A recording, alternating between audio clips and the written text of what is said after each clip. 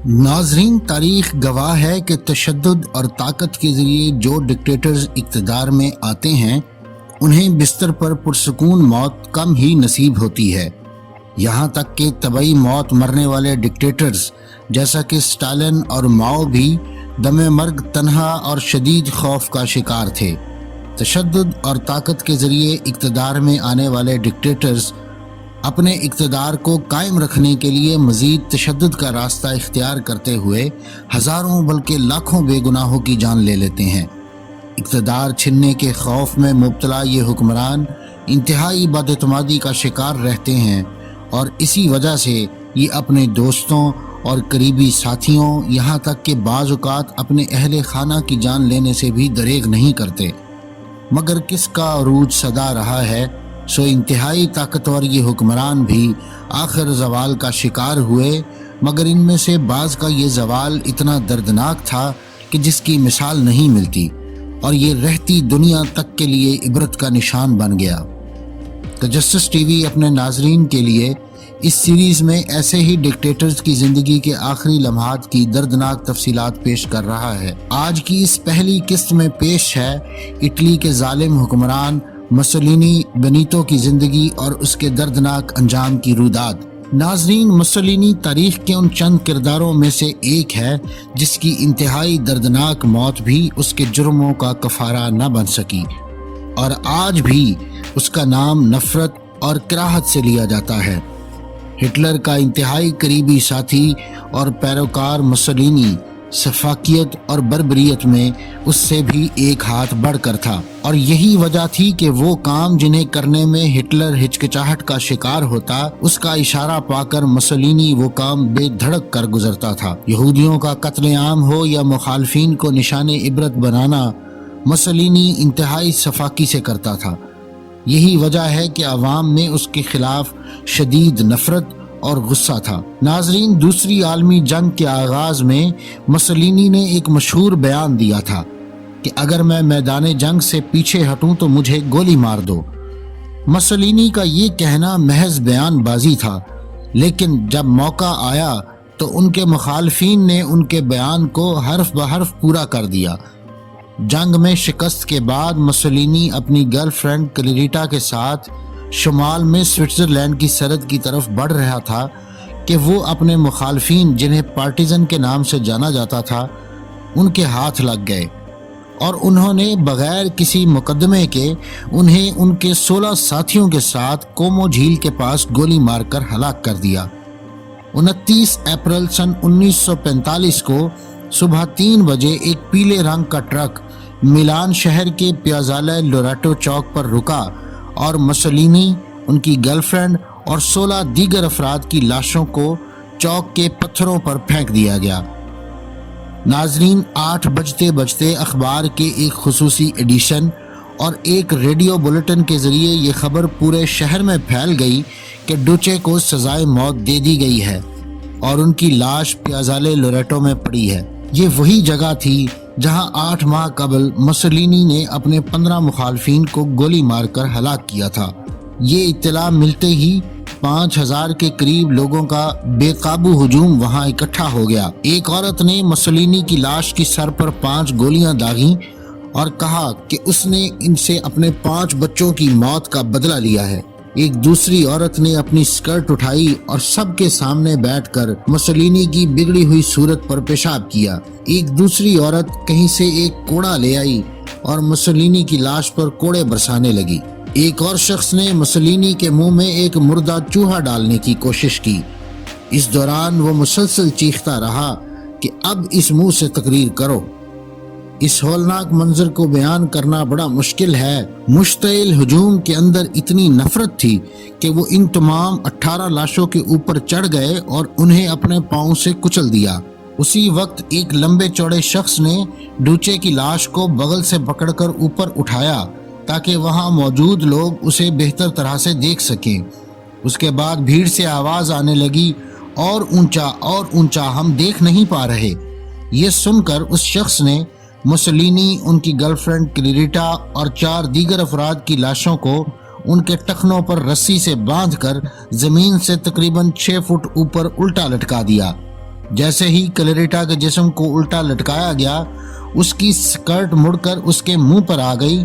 اس نے سکرٹ کے نیچے کوئی زیر جامہ نہیں پہنا تھا، مگر بھیڑ نے اس حالت میں بھی کلیریٹا کے جسم کی بے حرمتی جاری رکھی۔ پھر ایک شخص نے آگے بڑھ کر کلیریٹا کے سکرٹ کو ٹھیک کر کے اس کے ٹخنے سے باندھ دیا۔ مسولینی کا پورا چہرہ خون آلود تھا اور اس کا منہ کھلا ہوا تھا، جبکہ کلیریٹا کی آنکھیں خلا میں تک رہی تھیں۔ پھر فاشسٹ پارٹی کے ایک سابق سیکرٹری نے انتہائی ہمت کا مظاہرہ کرتے ہوئے اپنے مردہ رہنما کو فاشسٹ سلامی پیش کی۔ اس وقت اس نے جاگنگ سوٹ پہن رکھا تھا، تاہم اسے فوراً پکڑ لیا گیا اور تمام لوگوں کے سامنے اس کی پیٹھ میں گولی مار دی گئی۔ اس دوران فاشسٹ پارٹی کے اہم رہنما فرانسسکو کی لاش کی رسی ٹوٹ گئی اور وہ زمین پر گر گئی۔ اس کے بعد مسولینی کی لاش کی رسی بھی کاٹ دی گئی اور اس کا جسم بھی پیازالے لوریٹو کے پتھروں پر آ گرا۔ اچانک ایک شخص تمام لاشوں کے اوپر چڑھ گیا اور مسولینی کے گنجے سر کو پوری قوت سے لات ماری۔ پھر ایک اور شخص نے مردہ مسولینی کا سر رائفل بٹ سے سیدھا کیا۔ موت کے بعد مسولینی بہت چھوٹے نظر آ رہے تھے۔ انہوں نے فاشسٹ ملیشیا کی وردی پہن رکھی تھی۔ ان کے پاؤں میں سیاہ رنگ کے رائڈنگ بوٹ تھے جو کیچڑ میں لت پت تھے۔ ایک گولی مسولینی کی بائیں آنکھ کے قریب داخل ہو کر سر کے پچھلے حصے سے نکل گئی تھی۔ اس وجہ سے اس کے سر میں بہت بڑا سوراخ تھا جہاں سے اس کے مغز کے کچھ حصے باہر نکل آئے تھے۔ جبکہ مسولینی کی 25 سالہ گرل فرینڈ کلیریٹا نے سفید رنگ کا ریشمی بلاؤز پہن رکھا تھا اور اس کے سینے پر 2 گولیوں کے سوراخ تھے جہاں سے خون نکل کر جم چکا تھا۔ ایک شخص جس نے قدیم روم کی عظمت کو واپس لانے کی بات کی تھی، اس کا جسم ملان کے ایک چوک میں پڑا تھا اور ہزاروں افراد اسے ٹھوکر مار کر اس پر تھوک کر لعنت بھیج رہے تھے۔ امریکی فوجیوں کی مداخلت کے بعد دوپہر 1 بجے تمام لاشوں کو لکڑی کے تابوت میں رکھ کر اسے شہر کے مردہ خانے بھیج دیا گیا۔ وہاں مسولینی کی لاش کا پوسٹ مارٹم کیا گیا۔ اس وقت 5 فٹ 6 انچ کے مسولینی کا وزن 79 کلو تھا۔ ان کی موت کی وجہ 4 گولیاں تھیں جو ان کے سینے کے پار نکل گئی تھیں۔ ان کے پیٹ پر السر کے نشانات تھے، لیکن سفلس کا کوئی نام و نشان نہیں تھا، کیونکہ اس سے قبل یہ افواہ گرم تھی کہ مسولینی سفلس کے مرض میں مبتلا ہے۔ مسولینی کی لاش کو ملان میں موسوکو قبرستان کی قبر نمبر 384 میں دفن کیا گیا۔ ناظرین، ان کے دماغ کے کچھ حصے کو واشنگٹن کے سینٹ الزبتھ سائیکیٹرک ہسپتال میں جانچ کے لیے بھیجا گیا، جو دہائیوں کے بعد ان کی بیوہ ڈونا ریشیل کو واپس کر دیا گیا۔ جبکہ کلیریٹا کو 9 ملی میٹر کی 2 گولیاں لگیں اور انہیں بھی میلان میں ہی ریٹا کولفسکو کے نام سے دفن کیا گیا۔ مسولینا اور کلیریٹا کی آخری گنتی 18 اپریل سن 1945 کو میلان پہنچنے کے بعد ہی شروع ہو گئی تھی۔ 21 اپریل کو امریکہ کے US کے فوجی بھیج کر مسولینی کی گرفتاری کے منصوبے کو ہائی کمان نے منظور نہیں کیا تھا، جبکہ اگلے ہی دن مسولینی کی سیکیورٹی میں شامل جرمن ویفن SS بٹالین کو ہٹا کر بڑھتی ہوئی اتحادی اور کمیونسٹ پارٹیز کی افواج کا مقابلہ کرنے کے لیے بھیج دیا گیا۔ اس وقت اس طرح کی خبریں تھیں کہ مسولینی کے کچھ فاشسٹ ساتھی اور کلیریٹا کے بھائی مارسیلو مسولینی کے قتل کا منصوبہ بنا رہے ہیں۔ یہ بھی کہا جا رہا تھا کہ جرمنی بھی اپنی جان بچانے کے لیے اتحادی ممالک سے مسولینی کا سودا کرنے کے لیے راضی ہو گیا تھا۔ کیتھولک چرچ اور چند لاطینی امریکی ممالک نے بھی مسولینی کو سیاسی پناہ کی پیشکش کی تھی، لیکن مسولینی نے انہیں یہ کہتے ہوئے مسترد کر دیا کہ وہ کبھی بھی ہتھیار نہیں ڈالیں گے اور آخری وقت تک لڑیں گے۔ جب مسولینی کو معلوم ہوا کہ جرمن فوجی 25 اپریل کو خفیہ طور پر ہتھیار ڈالنے کا منصوبہ بنا رہے ہیں تو انہوں نے فوری طور پر میلان چھوڑ دیا۔ ان کے ساتھ ان کے جرمن باڈی گارڈ اور خفیہ پولیس کے لیفٹیننٹ بھی موجود تھے۔ ان دونوں کو یہ حکم دیا گیا تھا کہ وہ مسولینی کو اپنی نظروں سے اوجھل نہ ہونے دیں اور اگر وہ فرار ہونے کی کوشش کریں تو وہ انہیں خود گولی مار دیں۔ بہرحال مسولینی کو یہ بتا دیا گیا تھا کہ غیر جانبدار سوئٹزرلینڈ انہیں قبول نہیں کرے گا، لیکن وہ حتمی جنگ لڑنے کی بجائے سوئٹزرلینڈ کی طرف بڑھ رہے تھے۔ جبکہ بعض لوگوں کا یہ بھی کہنا ہے کہ مسولینی سوئٹزرلینڈ نہ جا کر نازی کے کنٹرول والے آسٹریا کے टेलोरिन इलाके में जाना चाहते थे। 27 अप्रैल को मुसोलिनी के काफिले को 52वीं ग्रिबाल्डन पार्टिजन ब्रिगेड के फौजियों ने झील कोमो के करीब रोका। उन्होंने जर्मन फौजियों से कहा कि इन्हें इस शर्त पर आगे बढ़ने दिया जाएगा जब वो अपने साथ चलने वाले इतालवियों को उनके हवाले कर देंगे। मुसोलिनी के हमराह सफर करने वाले कुछ लोगों ने इस शर्त को कबूल किया। ताहम जब मुसोलिनी के बॉडीगार्ड ने बख्तरबंद गाड़ी में मुसोलिनी को अपना फैसला सुनाया तो उन्होंने इसकी मुखालफत की, लेकिन कोई दूसरा ऑप्शन न होने की वजह से वो भी इस बात पर राजी हो गए। फिर बर्जर ने अपना ओवरकोट उतारा और मुसोलिनी को पहना दिया, लेकिन मुसोलिनी इसको पहनने में हिचकिचा रहे थे क्योंकि वो ये सोच रहे थे कि उनके लिए शर्म की बात होगी कि वो एक जर्मन गाड़ी में जर्मन फौजी की वर्दी पहने हुए पकड़े गए। मुसोलिनी बख्तरबंद कार से उतरने के बाद दूसरे ट्रक में सवार हो गए। उन्होंने जर्मन फौज का स्टील का हेलमेट उल्टा पहन रखा था।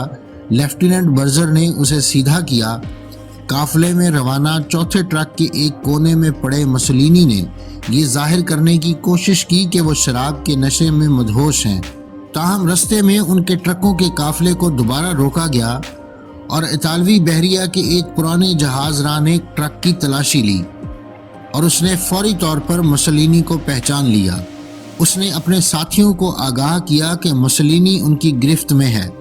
थोड़ी देर बाद उनकी गर्लफ्रेंड क्लेरिटा पेटाची को भी वहां लाया गया। दोनों ने रात एक ही बिस्तर पर गुजारी। दरी इसनाक कर्नल वेलरियो को इन्हें मौत की सजा देने के लिए मिलान से भेजा गया। वेलरियो ने मुसोलिनी और क्लेरिटा दोनों को एक कार में बिठाया।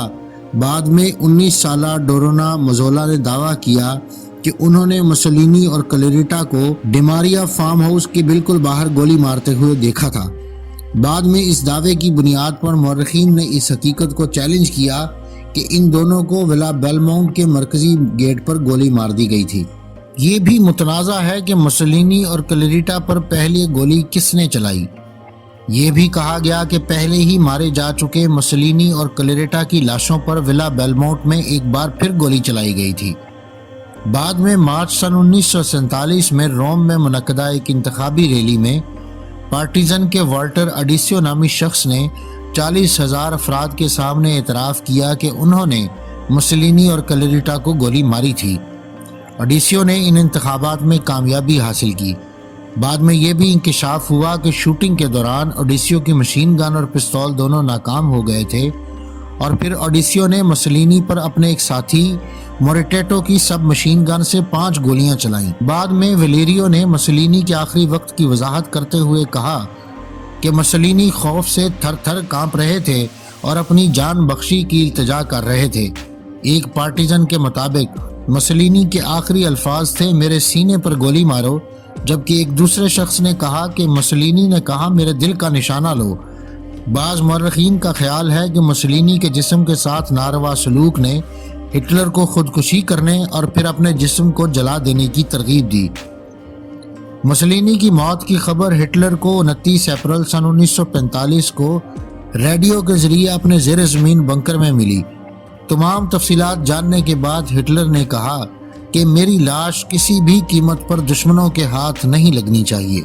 अगर आप मुख्तलिफ साइंसी, तारीख़ी और इल्मी मौज़ूआत पर सोचते हैं और मज़ीद जानने का तजस्सुस रखते हैं तो सब्सक्राइब कीजिए हमारा चैनल और बेल आइकन दबाइए ताकि इन मौज़ूआत पर तैयार की गई हमारी वीडियोज़ आपको फ़ौरी मिल सकें।